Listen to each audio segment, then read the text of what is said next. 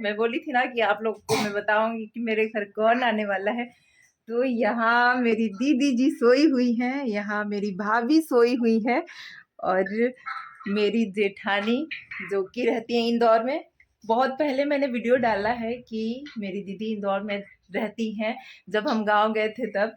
तो दीदी आई हुई हैं यहाँ पे, गई थी मथुरा वृंदावन घूमने, तीर्थ यात्रा पे निकली हुई हैं दीदी। मेरी दीदी का उम्र अब ना तीर्थ यात्रा करने का हो गया, तो ये पता है कितने चारों धाम की यात्रा पे निकली है। हाँ, चारों धाम। हाँ, अब पता है चार धाम का यात्रा होता है ना। हाँ, और चार धाम। हाँ, चार धाम का यात्रा होता है। हाँ। और वो मेरी जेठानी जो रहती है ना वो कानपुर में, तो बोल रही थी कि दीदी निकली है 36 धाम की यात्रा पे। तो मैं बोली कि 36 धाम का यात्रा तो होता है, मैं तो 4 धाम ही सुनी थी। तो देखिए यहाँ पे ये पता नहीं क्या मेरी भाभी देख रही है, लग रहा भैया को देख रही है, क्या देख रहा।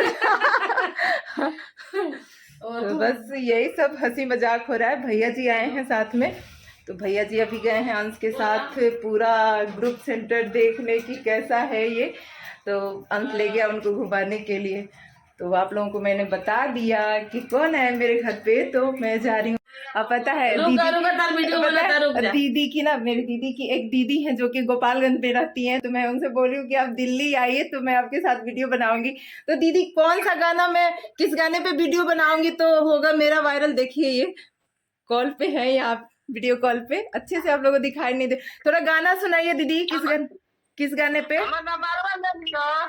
ना, गाना बता दो, गाना कौन सा सिपाही से फिर से सुनाइए।